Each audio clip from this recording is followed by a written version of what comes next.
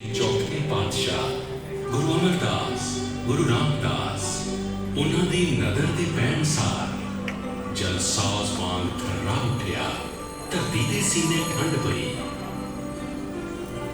फिर बरकत वाला टक लगा, चक रामदास नगरी वस गई।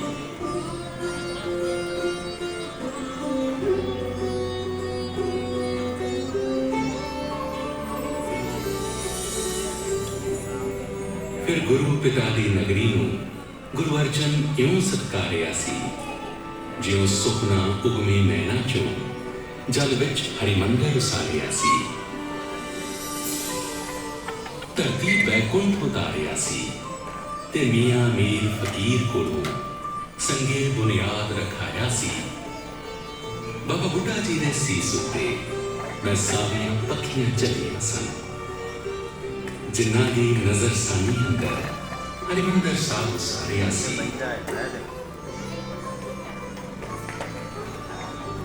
एक पाक पुनीत पैगाम है जो सारी दुनिया दे नाम है, जो भी धरती ते आएगा असी एक ही नूर ते जाएगा। ना जात पात दा रख रखाव, ना मजहब धर्म दा भेदभाव, सब फर्क वितकरे भुल्ले सन।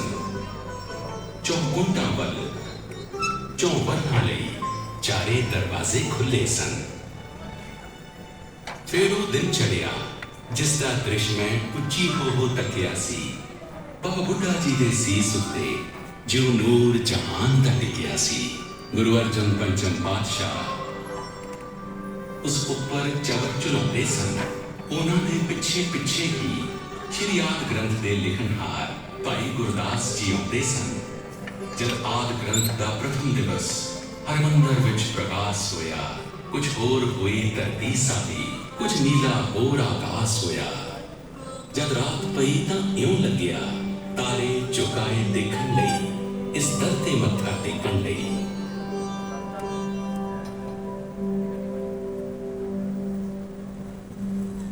जब पंचम गुरु शहीद होए तां छेवें सतगुरु बोले इउं, एक गहरे बोल ठरमे सियों, सच्चियां पीरां दी पीरी लई, झूठे मीरां दी मीरी दे अत्याचारां नूं रोकण लई तदबीर भी बहुत जरूरी है।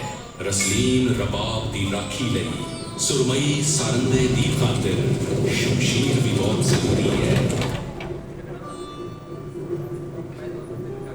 पीरी मीरी दे अंतर्गत सिरजिया गया श्री अकाल तखत, जिथे ढाडी वारां गाउण लगे दुनिया दे झूठे शाहां नूं सच दी ललकार सुणाउण लगे। शाहां नूं जद ललकारीदा फिर रब दे सच्चे नाम तो अपना सब कुछ ही वारीदा। ओ भी दिन आया मैं तकिया, महा कहर ए होया, नौवें सतगुर इथे आए, दुखियां बुआ होया। मेरे नैनों ओझल हो गए, फिर गुरां दे मुखड़े इस गुरु सिरजे तीरथ ते मैं फिर ना देखे मुड़ के। आउंदियां जांदियां पौना तों मैं सुखां पुछदी रहीआं, किथे दिवस उन्हां नूं चढ़िया, किथे रातां पईआं। ज़करिया खां दी फौज ने पाया गुरु नगरी नूं घेरा, कद मैं देखां गुरु के प्यारे तपदा जीड़ा मेरा। रखी शर्त ज़करिया खां ने, दीवे धरन देआंगा, 10,000 जे मोहरां देवो, दर्शन करन देआंगा। कुछ दिन गए ते खुल गया असली भेद ज़करिया खां दा, कट्ठी करके संगत कतलाम सी करना चाहुंदा। भाई मनी सिंह फरज दित्ती सी आमद सिख संगतां दी, ते नाल ही रद्द कर दित्ती शर्त ज़करिया खां दी। ज़करिया खां ने कहा, जल्लादो तुसी पोटा पोटा करना, 10,000 मोहरां दा लेखा तुसी टोटे कर कर भरना। रोम रोम विच रमी ए बाणी, की कर लैणगे टोटे।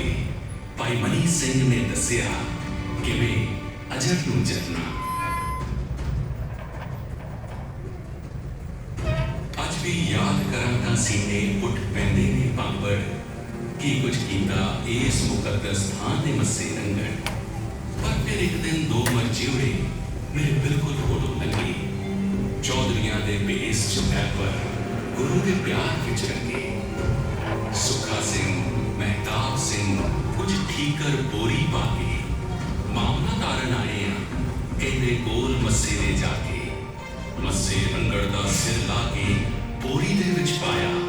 पिंडां शहरां चों लंघदियां नेज़े ते लटकाया।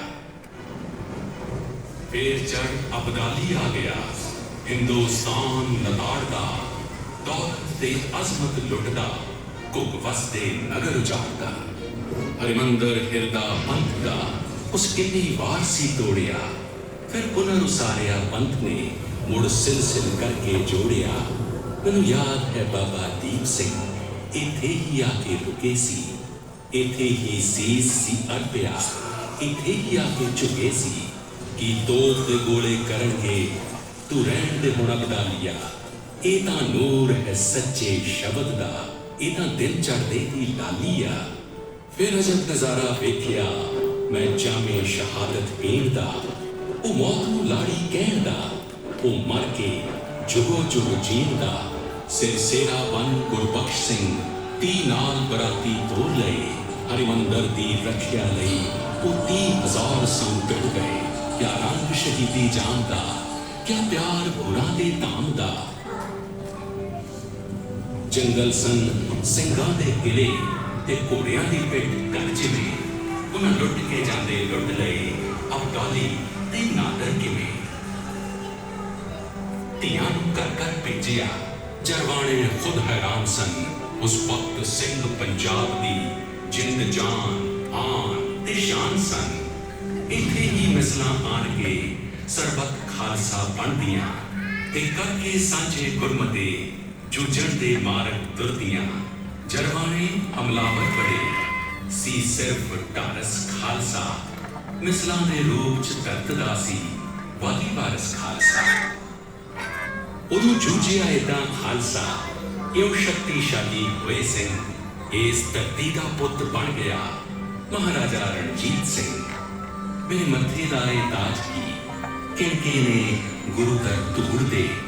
मेरे सीस असीस है इन्हां दी तेरे अर्श ते चढ़े झूलदे। ऐसी सुखना मेरी निगाह दा ऐसी रूप मेरी उमंग दा। कदे देखा मैं नीले नीर विच तेरा धाम सुनहरी रंग दा। सिख राज दी पै गई शाम जद आया पैर गोरी सरकार दा। जो ताज गया सो तां गया हुण तौखलाए दस्तार दा।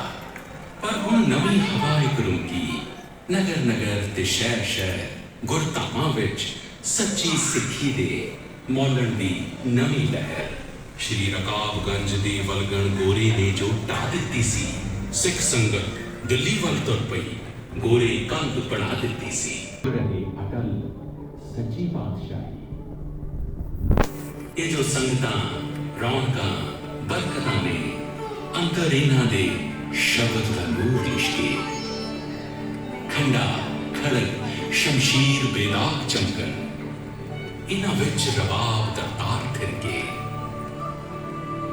जर्रा जर्रा जमीन दा सिंज आए। रक्त बूंदा ते प्रेम दे अथरू आए। माता तरत महत ते पिता पानी।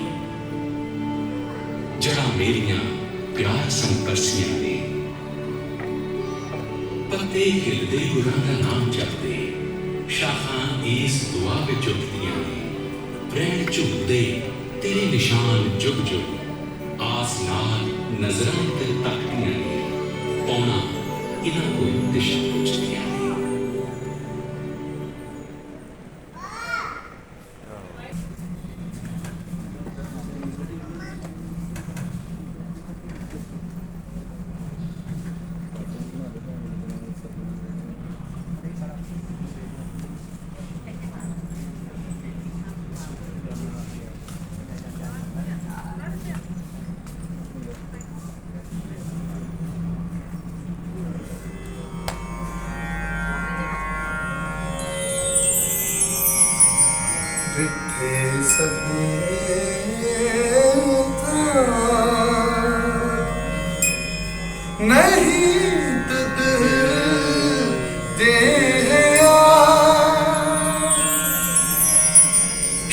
ਹਰਿਮੰਦਰ ਸਾਹਿਬ ਅੰਮ੍ਰਿਤਸਰ ਲੱਖਾਂ ਕਰੋੜਾਂ ਨੈਣਾਂ ਲਈ ਆਸ ਅਤੇ ਵਿਸ਼ਵਾਸ ਦੀ ਲੋ, ਆਤਮਿਕ ਸਹਾਰਾ ਤੇ ਇਲਾਹੀ ਚਾਨਣ ਦਾ ਸੋਮਾ।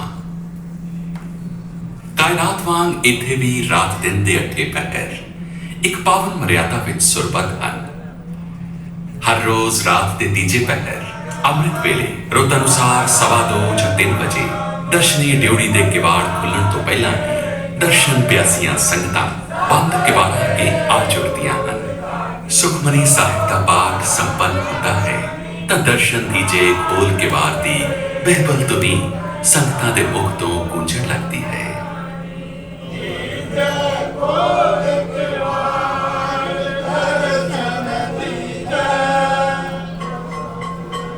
ਸੰਗਤਾਂ ਪ੍ਰਵੇਸ਼ ਕਰਦੀਆਂ ਹਨ ਤਾਂ 3 ਪਹਿਰੇ ਦੀ ਚੌਂਕੀ ਦਾ ਕੀਰਤਨ ਹੋ ਰਿਹਾ ਹੁੰਦਾ ਹੈ।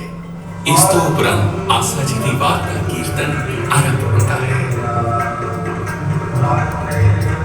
ਕਿਵਾੜ ਖੁੱਲਣ ਤੋਂ 2 ਘੰਟੇ ਬਾਅਦ ਸ਼੍ਰੀ ਗੁਰੂ ਗ੍ਰੰਥ ਸਾਹਿਬ ਦੀ ਪਾਲਕੀ ਸ਼੍ਰੀ ਹਰਿਮੰਦਰ ਸਾਹਿਬ ਵਿੱਚ ਪ੍ਰਵੇਸ਼ ਕਰੇਗੀ।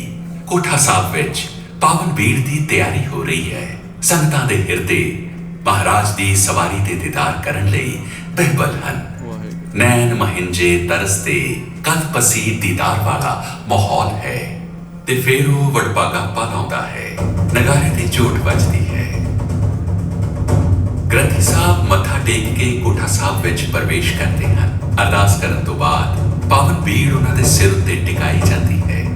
ਸ਼੍ਰੀ ਗੁਰੂ ਗ੍ਰੰਥ ਸਾਹਿਬ ਦੇ ਪਿੱਛੇ ਪਿੱਛੇ ਧੀਮੀ ਤੋਰੇ ਸੰਗਤ ਹਰਿਮੰਦਰ ਸਾਹਿਬ ਵੱਲ ਤੁਰਦੀ ਹੈ। ਕੋਠਾ ਸਾਹਿਬ ਤੋਂ ਅਕਾਲ ਤਖਤ ਸਾਹਿਬ ਆ ਕੇ ਪਾਵਨ ਭੀੜ ਨੂੰ ਪਾਲਕੀ ਵਿੱਚ ਸੁਸ਼ੋਭਿਤ ਕੀਤਾ ਜਾਂਦਾ ਹੈ। ਫੁੱਲਾਂ ਦੇ ਸੇਰੇ ਸਜਾਏ ਜਾਂਦੇ ਹਨ। ਪਾਲਕੀ ਲੈ ਕੇ ਸੰਗਤ ਸ਼੍ਰੀ ਹਰਿਮੰਦਰ ਸਾਹਿਬ ਵੱਲ ਚੱਲ ਪੈਂਦੀ ਹੈ। ਵਾਰੀ-ਵਾਰੀ ਪਾਲਕੀ ਹੇਠ ਮੋਢਾ ਦੇ ਕੇ ਸੰਗਤ ਵਿੱਚ ਸ਼ਾਮਲ ਲੋਕ ਆਪਣੇ ਆਪ ਨੂੰ ਵਡਭਾਗਾ ਸਮਝਦੇ ਹਨ। ਦਰਸ਼ਨੀ ਡਿਉੜੀ ਵਿੱਚ ਪ੍ਰਵੇਸ਼ ਕਰਨ ਤੱਕ ਸ਼੍ਰੀ ਅਕਾਲ ਤਖਤ ਸਾਹਿਬ ਤੇ ਨਗਾਰਾ ਵੱਜਦਾ ਰਹਿੰਦਾ ਹੈ। ਨਗਾਰੇ ਦੀ ਧੁਨ ਬੰਦ ਹੁੰਦੇ ਸਾਰੀ ਆਸਾ ਜੀ ਦੀ ਵਾਰ ਦਾ ਕੀਰਤਨ ਸੁਣਾਈ ਦੇਣ ਲੱਗ ਪੈਂਦਾ ਹੈ। ਪਾਲਕੀ ਸ਼੍ਰੀ ਹਰਿਮੰਦਰ ਸਾਹਿਬ ਦੇ ਦੁਆਰ ਤੇ ਆ ਜਾਂਦੀ ਹੈ। ਉਸ ਨੂੰ ਸਤਿਕਾਰ ਨਾਲ ਅੰਦਰ ਲਿਜਾਇਆ ਜਾਂਦਾ ਹੈ। ਇਸ ਦੌਰਾਨ ਆਸਾ ਜੀ ਦੀ ਵਾਰ ਦਾ ਕੀਰਤਨ ਕੁਝ ਸਮੇਂ ਲਈ ਰੁਕ ਜਾਂਦਾ ਹੈ। ਸੰਗਤ ਸਤਿਕਾਰ ਵਿੱਚ ਖੜੀ ਹੋ ਜਾਂਦੀ ਹੈ ਤੇ ਇਕੱਠਿਆਂ ਸਤਨਾਮ ਵਾਹਿਗੁਰੂ ਦੀ ਧੁਨੀ ਦਾ ਜਾਪ ਕਰਦੀ ਹੈ।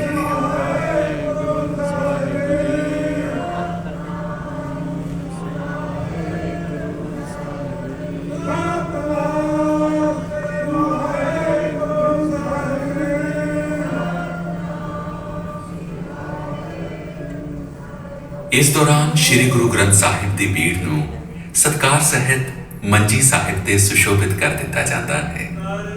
ਸੰਗਤ ਫਤਿਹ ਬੁਲਾਉਂਦੀ ਹੈ। ਗ੍ਰੰਥੀ ਸਾਹਿਬ ਤਾਬਿਆਂ ਵਿੱਚ ਬੈਠ ਜਾਂਦੇ ਹਨ ਤੇ ਸੰਗਤ ਪਹਿਲਾਂ ਵਾਂਗ ਸੱਜ ਜਾਂਦੀ ਹੈ। ਸਮਈਆਂ ਦੇ ਪਾਠ ਦੇ ਨਾਲ ਹੀ ਪ੍ਰਕਾਸ਼ ਕਰਨ ਦੀ ਵਿਧੀ ਸ਼ੁਰੂ ਹੋ ਜਾਂਦੀ ਹੈ। ਸ਼੍ਰੀ ਗੁਰੂ ਗ੍ਰੰਥ ਸਾਹਿਬ ਦੇ ਪ੍ਰਕਾਸ਼ ਹੋਣ ਉਪਰੰਤ ਵਾਕ ਲਿਆ ਜਾਂਦਾ ਹੈ।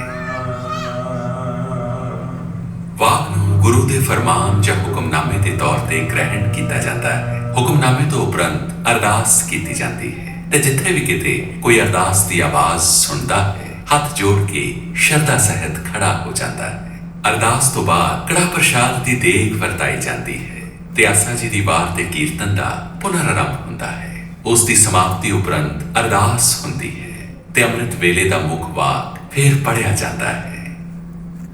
ਇਸ ਉਪਰੰਤ ਸਾਰਾ ਦਿਨ ਕੀਰਤਨ ਦਾ ਪਾਵਨ ਪ੍ਰਵਾਹ ਚੱਲਦਾ ਹੈ, ਜਿਸ ਵਿੱਚ ਗੁਰੂ ਗ੍ਰੰਥ ਸਾਹਿਬ, ਦਸਮ ਪਾਤਸ਼ਾਹ, ਭਾਈ ਗੁਰਦਾਸ ਤੇ ਭਾਈ ਨੰਦ ਲਾਲ ਜੀ ਦੀ ਰਚਨਾ ਤੋਂ ਬਿਨਾਂ ਕਿਸੇ ਹੋਰ ਰਚਨਾ ਦਾ ਕੀਰਤਨ ਨਹੀਂ ਹੁੰਦਾ। ਦੂਰੋਂ ਨੇੜਿਓਂ ਸੰਗਤਾਂ ਹੁਮ ਹੁਮਾ ਕੇ ਸਿੱਖਾਂ ਦੇ ਸਭ ਤੋਂ ਪ੍ਰਸਿੱਧ ਧਾਰਮਿਕ ਅਸਥਾਨ ਤੇ ਆਉਂਦੀਆਂ ਹਨ। ਜੋੜੇ ਖਾਨੇ ਵਿੱਚ ਆਪਣੇ ਜੋੜੇ ਜਮ੍ਹਾਂ ਕਰਵਾ ਕੇ ਸਜਰੇ ਵਗਦੇ ਪਾਣੀ ਵਿੱਚ ਪੈਰ ਧੋ ਕੇ ਪਰਿਕਰਮਾ ਵਿੱਚ ਪ੍ਰਵੇਸ਼ ਕਰਦੀਆਂ ਹਨ। ਪਰਿਕਰਮਾ ਜਿਸ ਵਿੱਚ ਦੁੱਖ ਭੰਜਨੀ ਬੇਰੀ ਤੋਂ ਇਲਾਵਾ ਉਹ ਮੁਕੱਦਸ ਬੇਰੀ ਵੀ ਹੈ, ਜਿਸ ਦੇ ਹੇਠ ਬੈਠ ਕੇ ਬਾਬਾ ਬੁੱਢਾ ਜੀ ਸ਼੍ਰੀ ਹਰਿਮੰਦਰ ਸਾਹਿਬ ਦੀ ਉਸਾਰੀ ਦੀ ਦੇਖ ਰੇਖ ਕਰਦੇ ਹੁੰਦੇ ਸਨ। ਪਰਿਕਰਮਾ ਜਿਸ ਵਿੱਚ ਬਾਬਾ ਦੀਪ ਸਿੰਘ ਜੀ ਦੀ ਲਾਸਾਨੀ ਬਹਾਦਰੀ, ਸਿਦਕ ਤੇ ਗੁਰੂ ਦਰ ਦੇ ਪ੍ਰੇਮ ਦੀ ਪਾਵਨ ਯਾਦਗਾਰ ਸਥਿਤ ਹੈ। ਪਰਿਕਰਮਾ ਦੇ ਚੌਹਾਂ ਕੋਨਿਆਂ ਵਿੱਚ ਸ਼ੀਤਲ ਜਲ ਦੀਆਂ ਛਬੀਲਾਂ ਹਨ। ਸਿੱਖ ਇਤਿਹਾਸ ਨਾਲ ਸੰਬੰਧਿਤ ਸਿੱਖ ਅਜਾਇਬ ਘਰ ਦੀਆਂ ਪੌੜੀਆਂ ਵੀ ਪਰਿਕਰਮਾ ਵਿੱਚੋਂ ਹੀ ਚੜ੍ਹਦੀਆਂ ਹਨ। ਪਰਿਕਰਮਾ ਦੇ ਨਾਲ ਹੀ ਸਥਿਤ ਹਨ ਉਹ ਇਤਿਹਾਸਿਕ ਬੁੰਗੇ ਜਿਹੜੇ ਉਹਨਾਂ ਸਮਿਆਂ ਦੀ ਯਾਦ ਕਰਾਉਂਦੇ ਨੇ ਜਦੋਂ ਦਲ ਖਾਲਸਾ ਦੀ ਅਗਵਾਈ ਵਿੱਚ ਸਿੱਖ ਮਿਸਲਾਂ ਖਾਲਸੇ ਦੀ ਰਾਜਸੀ ਖੁਦਮੁਖਤਿਆਰੀ ਲਈ ਜੂਝ ਰਹੀਆਂ ਸਨ। ਇਸ ਪਾਵਨ ਪਰਿਕਰਮਾ ਤੋਂ ਗੁਜ਼ਰਦਿਆਂ ਸ਼੍ਰੀ ਹਰਿਮੰਦਰ ਸਾਹਿਬ ਵਿੱਚ ਹੋ ਰਹੇ ਕੀਰਤਨ ਦੀ ਮਧੁਰ ਧੁਨ ਸਾਰੇ ਦ੍ਰਿਸ਼ ਨੂੰ ਇਲਾਹੀ ਰੰਗਣ ਵਿੱਚ ਰੰਗ ਦਿੰਦੀ ਹੈ। ਨੀਲੇ ਅੰਮ੍ਰਿਤ ਸਰੋਵਰ ਵਿੱਚ ਸ਼੍ਰੀ ਹਰਿਮੰਦਰ ਸਾਹਿਬ ਦਾ ਸੁਨਹਿਰੀ ਅਕਸ ਸਤਿਗੁਰਾਂ ਦੇ ਪ੍ਰੇਮ ਵਿੱਚ ਭਿੱਜ ਰਹੀਆਂ ਰੂਹਾਂ ਨੂੰ ਅਲੌਕਿਕ ਸਕੂਨ ਦਿੰਦਾ ਹੈ। ਅੰਮ੍ਰਿਤ ਸਰੋਵਰ ਦਾ ਇਸ਼ਨਾਨ ਵਜੂਦ ਨੂੰ ਤਰੰਗਿਤ ਕਰ ਦਿੰਦਾ ਹੈ। ਕੜਾਹ ਪ੍ਰਸ਼ਾਦ ਦੀ ਮਹਿਕ ਅੰਨ ਦੇ ਦੈਵੀਪਨ ਦੀ ਪ੍ਰਤੀਤ ਕਰਵਾਉਂਦੀ ਹੈ। ਦਰਸ਼ਨੀ ਡਿਉੜੀ ਵਿੱਚ ਦਾਖਲ ਹੋ ਕੇ ਸ਼੍ਰੀ ਹਰਿਮੰਦਰ ਸਾਹਿਬ ਦੇ ਪਾਵਨ ਥਰਾਂ ਤੇ ਮੱਥਾ ਟੇਕਣ ਦੇ ਪਲ ਵਿਸਮਾਦ ਤੇ ਪ੍ਰੇਮ ਵਿੱਚ ਰੰਗੇ ਹੁੰਦੇ ਹਨ। ਸ਼੍ਰੀ ਹਰਿਮੰਦਰ ਸਾਹਿਬ ਦੀ ਨਿਤਨੇਮੀ ਮਰਿਆਦਾ ਤੋਂ ਇਲਾਵਾ ਗੁਰੂ ਸਾਹਿਬਾਨ ਨਾਲ ਸੰਬੰਧਿਤ ਗੁਰਪੁਰਬ ਤੇ ਕੁਝ ਹੋਰ ਇਤਿਹਾਸਿਕ ਦਿਹਾੜੇ ਬਹੁਤ ਸ਼ਰਧਾ ਤੇ ਉਮਾਂ ਨਾਲ ਮਨਾਏ ਜਾਂਦੇ ਹਨ। ਗੁਰੂ ਨਾਨਕ ਦੇਵ ਜੀ, ਗੁਰੂ ਰਾਮਦਾਸ ਜੀ, ਗੁਰੂ ਤੇਗ ਬਹਾਦਰ ਜੀ ਤੇ ਗੁਰੂ ਗ੍ਰੰਥ ਸਾਹਿਬ ਜੀ ਦੇ ਪ੍ਰਕਾਸ਼ ਉਤਸਵ ਤੇ ਗੁਰੂ ਹਰਗੋਬਿੰਦ ਜੀ ਦੇ ਗੁਰਗੱਦੀ ਦਿਵਸ ਦੇ ਮੌਕੇ ਤੇ ਸ਼੍ਰੀ ਹਰਿਮੰਦਰ ਸਾਹਿਬ ਵਿਖੇ ਜਲੌਹ ਸਜਾਏ ਜਾਂਦੇ ਹਨ, ਜਿਨ੍ਹਾਂ ਵਿੱਚ ਤੋਸ਼ਾਖਾਨੇ ਤੋਂ ਲਿਆਂਦੀਆਂ ਕੀਮਤੀ ਵਸਤੂਆਂ ਦੇ ਦਰਸ਼ਨ ਕਰਵਾਏ ਜਾਂਦੇ ਹਨ। ਹਰ ਰੋਜ਼ ਗੁਰੂ ਦਾ ਅਟੁੱਟ ਲੰਗਰ ਵਰਤਦਾ ਹੈ। ਸਭ ਜਾਤਾਂ, ਧਰਮਾਂ, ਇਲਾਕਿਆਂ ਦੇ ਲੋਕ ਇੱਕ ਕਤਾਰ ਵਿੱਚ ਬੈਠ ਕੇ ਪ੍ਰਸ਼ਾਦਾ ਛਕਦੇ ਹਨ। ਸੰਗਤਾਂ ਲੰਗਰ ਦੀ ਸੇਵਾ ਕਰਕੇ ਆਪਣੇ ਆਪ ਨੂੰ ਵਡਭਾਗੀ ਸਮਝਦੀਆਂ ਹਨ। ਬੁੱਧਵਾਰ ਅਤੇ ਐਤਵਾਰ ਸ਼੍ਰੀ ਹਰਿਮੰਦਰ ਸਾਹਿਬ ਦੀ ਦਰਸ਼ਨੀ ਡਿਉੜੀ ਦੇ ਸਾਹਮਣੇ ਸੁਸ਼ੋਭਿਤ ਸ਼੍ਰੀ ਅਕਾਲ ਤਖਤ ਸਾਹਿਬ ਵਿਖੇ ਅੰਮ੍ਰਿਤ ਅਭਿਲਾਖੀਆਂ ਨੂੰ ਅੰਮ੍ਰਿਤ ਛਕਾਇਆ ਜਾਂਦਾ ਹੈ। ਸ਼੍ਰੀ ਅਕਾਲ ਤਖਤ ਦੇ ਸਨਮੁਖ ਹਰ ਰੋਜ਼ ਢਾਡੀ ਵਾਰਾਂ ਗਾਉਂਦੇ ਹਨ। ਢਾਡੀਆਂ ਦੇ ਗਾਉਣ ਦਾ ਸਮਾਂ ਸਵੇਰੇ 10 ਵਜੇ ਤੋਂ ਸ਼ਾਮ 5 ਵਜੇ ਤੱਕ ਦਾ ਨਿਯਤ ਕੀਤਾ ਹੋਇਆ ਹੈ। ਢਾਡੀਆਂ ਤੇ ਰਾਗੀਆਂ ਦਾ ਸੰਬੰਧ ਮੀਰੀ ਪੀਰੀ ਦੇ ਪ੍ਰਸੰਗ ਵਿੱਚ ਸਮਝਿਆ ਜਾ ਸਕਦਾ ਹੈ। ਸਿੱਖ ਪੰਥ ਵਿੱਚ ਮੀਰੀ ਅਤੇ ਪੀਰੀ ਦੀ ਸਾਂਝ ਹੈ, ਪਰ ਨਾਲ ਦੀ ਨਾਲ ਇਹ ਵੀ ਸਮਝਾਇਆ ਗਿਆ ਹੈ ਕਿ ਪੀਰੀ ਦਾ ਦਰਜਾ ਮੀਰੀ ਤੋਂ ਉੱਚਾ ਹੈ। ਅਕਾਲ ਤਖਤ ਸਾਹਿਬ ਦੇ ਕੋਲ ਮੀਰੀ ਪੀਰੀ ਦੇ ਨਿਸ਼ਾਨ ਸਾਹਿਬ ਵੀ ਇਸ ਗੱਲ ਦੀ ਸ਼ਾਦੀ ਕਰਦੇ ਹਨ। ਮੀਰੀ ਦਾ ਨਿਸ਼ਾਨ ਸਾਹਿਬ ਪੀਰੀ ਦੇ ਨਿਸ਼ਾਨ ਸਾਹਿਬ ਤੋਂ ਨੀਵਾਂ ਹੈ। ਸ਼੍ਰੀ ਹਰਿਮੰਦਰ ਸਾਹਿਬ ਦੀ ਪਰਿਕਰਮਾ ਵਿੱਚੋਂ ਹੀ ਗੁਰਦੁਆਰਾ ਮੰਜੀ ਸਾਹਿਬ ਦੀਵਾਨ ਹਾਲ ਵੱਲ ਰਸਤਾ ਜਾਂਦਾ ਹੈ, ਜਿੱਥੇ ਹਰ ਰੋਜ਼ ਦੀਵਾਨ ਸਜਦਾ ਹੈ ਤੇ ਕੀਰਤਨ ਉਪਰੰਤ ਸ਼੍ਰੀ ਗੁਰੂ ਗ੍ਰੰਥ ਸਾਹਿਬ ਦੇ ਪਾਵਨ ਹੁਕਮਨਾਮੇ ਦੀ ਕਥਾ ਕੀਤੀ ਜਾਂਦੀ ਹੈ। ਇਸ ਦੇ ਕੋਲ ਹੀ ਸਿੱਖ ਗੁਰਦੁਆਰਿਆਂ ਦਾ ਪ੍ਰਬੰਧ ਚਲਾਉਣ ਵਾਲੀ ਪ੍ਰਮੁੱਖ ਸਿੱਖ ਸੰਸਥਾ ਸ਼੍ਰੋਮਣੀ ਗੁਰਦੁਆਰਾ ਪ੍ਰਬੰਧਕ ਕਮੇਟੀ ਸ਼੍ਰੀ ਅੰਮ੍ਰਿਤਸਰ ਦਾ ਦਫ਼ਤਰ ਹੈ। ਦੂਰ ਦਰਾਜ਼ ਤੋਂ ਆਈਆਂ ਸੰਗਤਾਂ ਦੇ ਨਿਵਾਸ ਲਈ ਸਰਾਵਾਂ ਬਣੀਆਂ ਹੋਈਆਂ ਹਨ। ਸਿੱਖ ਇਤਿਹਾਸ ਦੇ ਖੋਜੀਆਂ ਵਾਸਤੇ ਸਿੱਖ ਰੈਫਰੈਂਸ ਲਾਇਬ੍ਰੇਰੀ ਤੇ ਸਮੂਹ ਸੰਗਤ ਲਈ ਪਬਲਿਕ ਲਾਇਬ੍ਰੇਰੀ ਵੀ ਇੱਥੇ ਹੀ ਸਥਿਤ ਹਨ। ਇਸ ਤੋਂ ਕੁਝ ਦੂਰੀ ਤੇ ਹੀ ਸ਼੍ਰੀ ਬਾਬਾ ਅਟਲ ਦਾ ਅਸਥਾਨ ਸੁਸ਼ੋਭਿਤ ਹੈ। ਇਸ ਧਰਤੀ ਦਾ ਜ਼ਰਰਾ ਜ਼ਰਰਾ ਪ੍ਰੇਮ, ਕੁਰਬਾਨੀ ਤੇ ਸ਼ਰਧਾ ਦੇ ਰੰਗ ਵਿੱਚ ਰੰਗਿਆ ਹੋਇਆ ਹੈ। ਪਾਵਨ ਸ਼ਬਦਾਂ ਤੇ ਸੁਰਾਂ ਦੀਆਂ ਤਰੰਗਾਂ ਨਿਸਤਿਨ ਤਨ ਮਨ ਨੂੰ ਹਰਿਆਵਲੀ ਕਰਦੀਆਂ ਹਨ। ਅੰਮ੍ਰਿਤ ਵੇਲਾ ਸਵੇਰਾ, ਦੁਪਹਿਰ ਤੇ ਫਿਰ ਸ਼ਾਮ ਹੋ ਜਾਂਦੀ ਹੈ। ਰਹਿਰਾਸ ਸਾਹਿਬ ਦਾ ਪਾਠ ਹੁੰਦਾ ਹੈ, ਫਿਰ ਆਰਤੀ ਦਾ ਕੀਰਤਨ। ਉਸ ਉਪਰੰਤ ਅਕਾਲ ਤਖਤ ਸਾਹਿਬ ਵਿਖੇ ਸ਼ਸਤਰਾਂ ਦਾ ਜਲੌਹ ਦਿਖਾਇਆ ਜਾਂਦਾ ਹੈ। ਅਸਮਾਨ ਤੇ ਤਾਰੇ ਜਗ ਪੈਂਦੇ ਹਨ। ਕੀਰਤਨ ਦਾ ਪ੍ਰਵਾਹ ਨਿਰੰਤਰ ਚੱਲਦਾ ਰਹਿੰਦਾ ਹੈ। ਅਰਦਾਸ ਉਪਰੰਤ ਸ਼੍ਰੀ ਗੁਰੂ ਗ੍ਰੰਥ ਸਾਹਿਬ ਦੀ ਸਵਾਰੀ ਰੁੱਤ ਅਨੁਸਾਰ ਲਗਭਗ 10 ਜਾਂ 11 ਵਜੇ ਕੋਠਾ ਸਾਹਿਬ ਵਿਖੇ ਲਿਆਈ ਜਾਂਦੀ ਹੈ। ਉਸੇ ਅਪਾਰ ਸ਼ਰਧਾ ਤੇ ਉਮਾਂ ਨਾਲ ਜਿਹੜਾ ਉਮਾਂ ਤੇ ਉਤਸ਼ਾਹ ਅੰਮ੍ਰਿਤ ਵੇਲੇ ਕੋਠਾ ਸਾਹਿਬ ਤੋਂ ਰਵਾਨਗੀ ਵੇਲੇ ਵਿਦਮਾਨ ਸੀ। ਦਰਸ਼ਨੀ ਡਿਉੜੀ ਦੇ ਦਰਵਾਜ਼ੇ ਬੰਦ ਹੋ ਜਾਂਦੇ ਹਨ ਤੇ ਸ਼੍ਰੀ ਹਰਿਮੰਦਰ ਸਾਹਿਬ ਦੀ ਸਫਾਈ ਦੀ ਸੇਵਾ ਸ਼ੁਰੂ ਹੋ ਜਾਂਦੀ ਹੈ। ਸਫਾਈ ਉਪਰੰਤ ਜਲ ਤੇ ਦੁੱਧ ਨਾਲ ਫਰਸ਼ ਨੂੰ ਧੋਤਾ ਜਾਂਦਾ ਹੈ, ਜਿਸ ਨੂੰ ਇਸ਼ਨਾਨ ਸੇਵਾ ਕਿਹਾ ਜਾਂਦਾ ਹੈ। ਇਸ਼ਨਾਨ ਸੇਵਾ ਵਿੱਚ ਸਿਰਫ ਅੰਮ੍ਰਿਤਧਾਰੀ ਹੀ ਸ਼ਾਮਿਲ ਹੋ ਸਕਦੇ ਹਨ। ਫਿਰ ਦੂਜੇ ਦਿਨ ਦਾ ਅੰਮ੍ਰਿਤ ਵੇਲਾ ਹੁੰਦਾ ਹੈ। ਦਰਸ਼ਨੀ ਡਿਉੜੀ ਦੇ ਕਿਵਾੜ ਖੁੱਲਦੇ ਹਨ। ਸੰਗਤਾਂ ਪ੍ਰਵੇਸ਼ ਕਰਦੀਆਂ ਹਨ। ਕੀਰਤਨ ਦੀ ਪਾਵਨ ਧੁਨੀ ਫਿਜ਼ਾ ਵਿੱਚ ਗੂੰਜਦੀ ਹੈ। ਸ਼੍ਰੀ ਹਰਿਮੰਦਰ ਸਾਹਿਬ ਵਿੱਚ ਸ਼੍ਰੀ ਗੁਰੂ ਗ੍ਰੰਥ ਸਾਹਿਬ ਦਾ ਆਗਮਨ ਤੇ ਪ੍ਰਕਾਸ਼ ਹੁੰਦਾ ਹੈ। ਹੁਕਮਨਾਮੇ ਦੀ ਬਖਸ਼ਿਸ਼ ਹੁੰਦੀ ਹੈ। ਸਤਿਗੁਰਾਂ ਦੇ ਪਿਆਰ ਤੇ ਪਰਸੇ ਪਾਵਨ ਸ਼੍ਰੀ ਹਰਿਮੰਦਰ ਦੇ ਦਰਾਂ ਤੇ ਇੱਕ ਨਵਾਂ ਦਿਨ ਇਲਾਹੀ ਕੀਰਤਨ, ਸੇਵਾ, ਸਾਂਝੀਵਾਲਤਾ, ਸੱਚ, ਦਇਆ ਤੇ ਪ੍ਰੇਮ ਦੇ ਰੰਗਾਂ ਵਿੱਚ ਰੰਗੇ ਜਾਣ ਲਈ ਸੁਭਾਇਮਾਨ ਹੋ ਜਾਂਦਾ ਹੈ। सा धरती पई हरियाली, सा धरती पई हरियाली,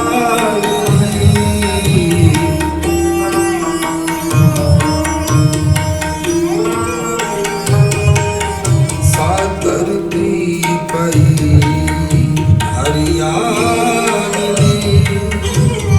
जिथे मेरा सतगुर बैठाया,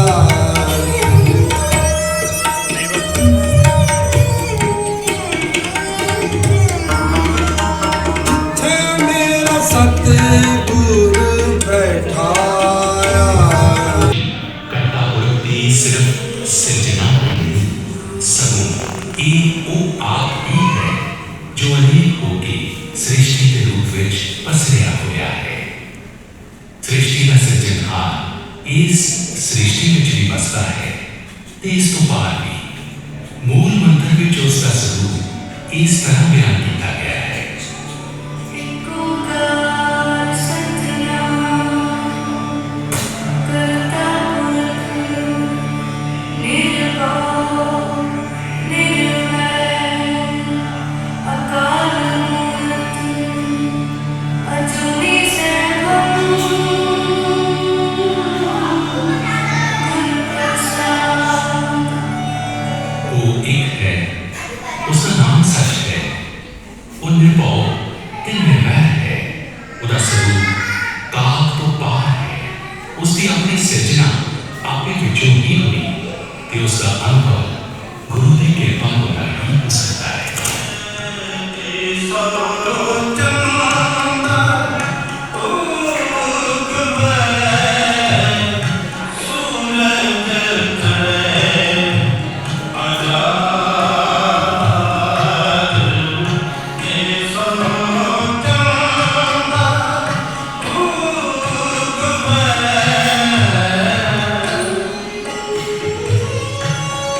ਸਿੱਖ ਧਰਮ ਵਿੱਚ ਗੁਰੂ ਦੀ ਮਹਿਮਾ ਅਪਰੰਪਾਰ ਹੈ। ਗੁਰੂ ਕੌਣ ਹੈ? ਗੁਰੂ ਨਾਨਕ ਦੇਵ ਜੀ ਦਾ ਮੁੱਖ ਵਾਕ ਹੈ, ਸ਼ਬਦ ਗੁਰੂ ਸੁਰ ਧੁਨ ਜੀਲਾ।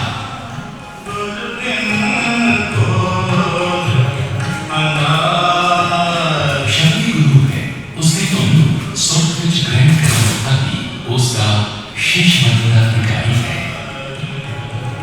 ਸ਼੍ਰੀ ਗੁਰੂ ਗ੍ਰੰਥ ਸਾਹਿਬ ਸਾਡੇ ਆਤਮਿਕ ਜਹਾਨ ਦਾ ਪਾਲਣ ਮਚਾਉਂਦਾ ਹੈ।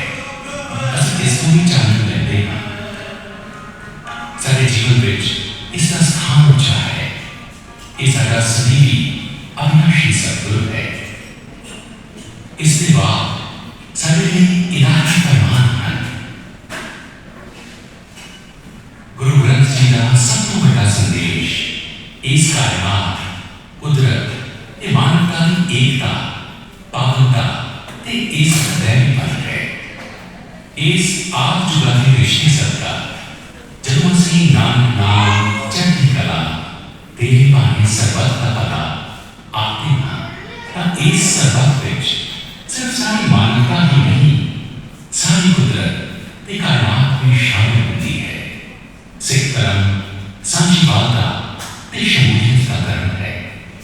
ਸ਼੍ਰੀ ਗੁਰੂ ਗ੍ਰੰਥ ਸਾਹਿਬ ਵਿੱਚ ਗੁਰੂ ਸਾਹਿਬਾਨ, ਗੁਰੂ ਦਰਬਾਰ ਦੇ ਭੱਟਾਂ ਤੇ ਗੁਰਸਿੱਖਾਂ ਦੀ ਬਾਣੀ ਦੇ ਨਾਲ ਨਾਲ ਵੱਖ-ਵੱਖ ਧਰਮਾਂ, ਇਲਾਕਿਆਂ ਤੇ ਵਰਨਾਂ ਨਾਲ ਸੰਬੰਧ ਰੱਖਣ ਵਾਲੇ 15 ਭਗਤਾਂ, ਸੰਤਾਂ, ਸੂਫੀਆਂ ਦੀ ਬਾਣੀ ਵੀ ਸ਼ਾਮਿਲ ਹੈ।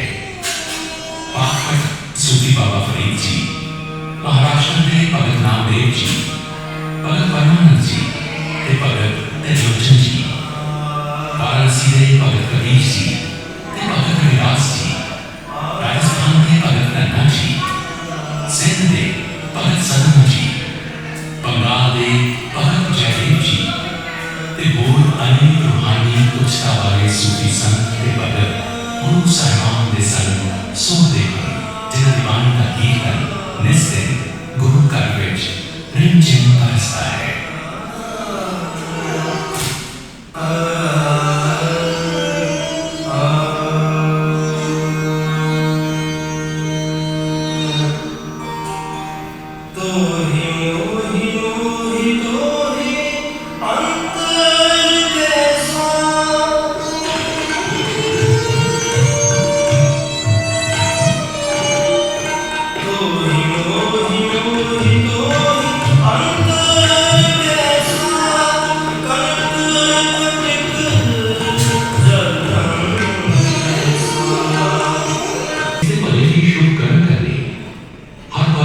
ਸਿਰਜਣਹਾਰੇ ਰਹੱਸ ਦੇ ਬਲਿਹਾਰ ਜਾਣਾ, ਉਸ ਦੀ ਅਨੰਤਤਾ, ਵੇਦ ਤੇ ਹੁਕਮ ਨੂੰ ਚੇਤੇ ਰੱਖਣਾ, ਮਾਨਵਤਾ ਉੱਤੇ ਜ਼ੁਲਮ ਢਾਉਣ ਵਾਲੇ ਤੇ ਝੂਠੀ ਸ਼ਾਨ ਦਿਖਾਉਣ ਵਾਲੇ ਦੁਨਿਆਵੀ ਪਾਤਸ਼ਾਹਾਂ ਦੀ ਥਾਂ ਸਿਰਫ ਅਕਾਲ ਪੁਰਖ ਦੀ ਸੱਚੀ ਪਾਤਸ਼ਾਹੀ ਵਿੱਚ ਯਕੀਨ ਕਰਨਾ, ਸੱਚੇ ਨਾਮ ਦੇ ਭੈ ਤੇ ਭਾਵ ਵਿੱਚ ਰਹਿਣਾ, ਨਾ ਕਿਸੇ ਤੋਂ ਡਰਨਾ, ਨਾ ਕਿਸੇ ਨੂੰ ਡਰਾਉਣਾ, ਦੀਨਾਂ ਦੁਖੀਆਂ ਦੀ ਰੱਖਿਆ ਕਰਨ ਲਈ ਜਾਨ ਤੱਕ ਕੁਰਬਾਨ ਕਰ ਦੇਣੀ, ਇਲਾਹੀ ਪ੍ਰੇਮ ਦੀ ਪਾਲਣਾ ਲਈ ਸਿਰ ਤਲੀ ਤੇ ਧਰ ਲੈਣਾ, ਇਹ ਮਾਨਵਤਾ ਲਈ ਗੁਰਬਾਣੀ ਦੇ ਪਾਵਨ ਸੁਨੇਹੇ ਹਨ। ਗੁਰੂ ਗੋਬਿੰਦ ਸਿੰਘ ਜੀ ਨੇ ਖਾਲਸਾ ਸਿਰਜ ਕੇ ਗੁਰਬਾਣੀ ਦੇ ਇਹਨਾਂ ਪਾਵਨ ਸੁਨੇਹਿਆਂ ਨੂੰ ਵੀ ਸਾਕਾਰ ਰੂਪ ਦਿੱਤਾ।